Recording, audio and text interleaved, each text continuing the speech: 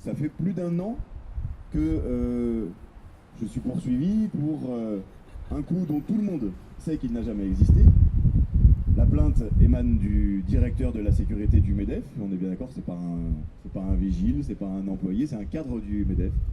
Donc c'est une plainte extrêmement politique qui a été déposée, maintenue, une déclaration maintenue à la confrontation, alors que le gars, en l'occurrence, sait très bien qu'il n'a pas pris ce coup et que donc c'est pas moi qui lui ai mis évidemment, puisqu'il n'a pas eu. Ensuite, il y a un procureur qui a quand même instruit, qui a insisté, qui a d'abord instruit quasiment complètement à charge.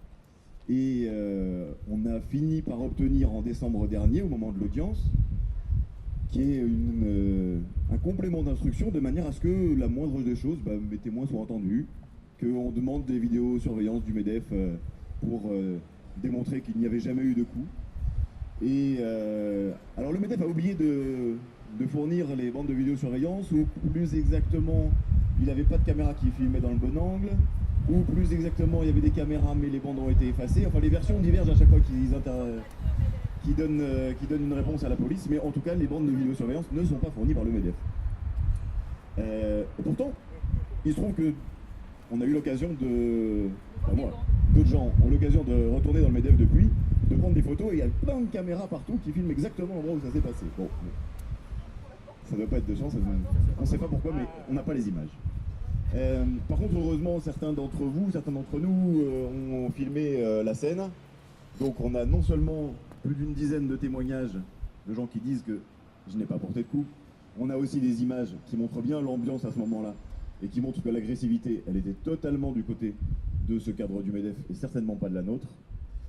Donc voilà, sur l'affaire, écoute, on espérait être débarrassé aujourd'hui de cette affaire, on espérait pouvoir démontrer que non seulement le MEDEF était responsable de violences sociales, mais il était aussi responsable de mensonges et de violences physiques.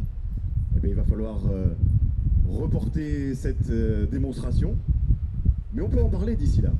Donc là, moi je vais rentrer avec quelques personnes à l'intérieur de la salle d'audience.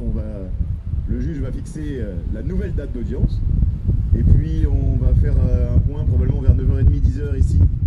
On a appelé ça point info presse, mais en tout cas au moins entre nous, pour qu'on dise à quelle date aura lieu le vrai procès, à quelle date aura lieu la vraie mobilisation, et que d'ici là, on puisse continuer à dire qu'effectivement le MEDEF exerce des violences sociales, des violences physiques, des violences morales, bien souvent aussi sur nos camarades.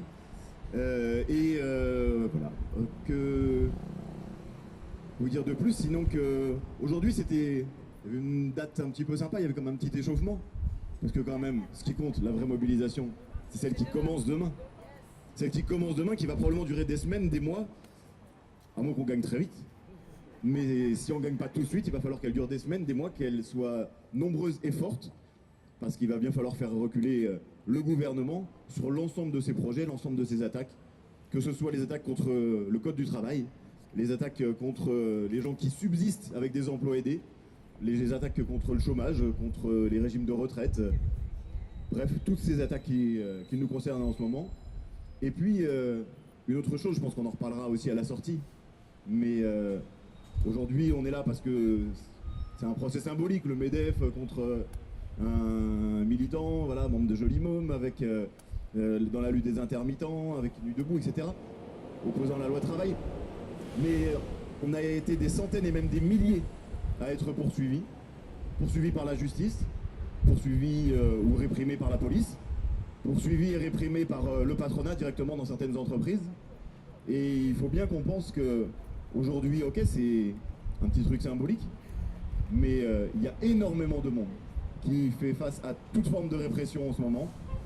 Il y a des risques que ça ne s'améliore pas tout de suite, vu la nécessité de mobilisation à laquelle on fait face.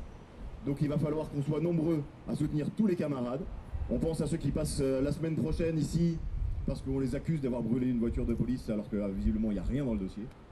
On pense à tous les copains syndicalistes qui... à tous les copains syndicalistes, dont certains sont ici, qui sont poursuivis, certains par la direction de la SNCF, avec une petite pensée pour Edouard, qui en est mort, tellement la direction l'a harcelé.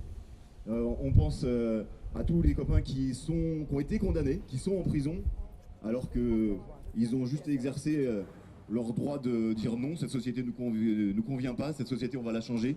Et je crois qu'il faut qu'on continue à dire non, nombreux, très fort.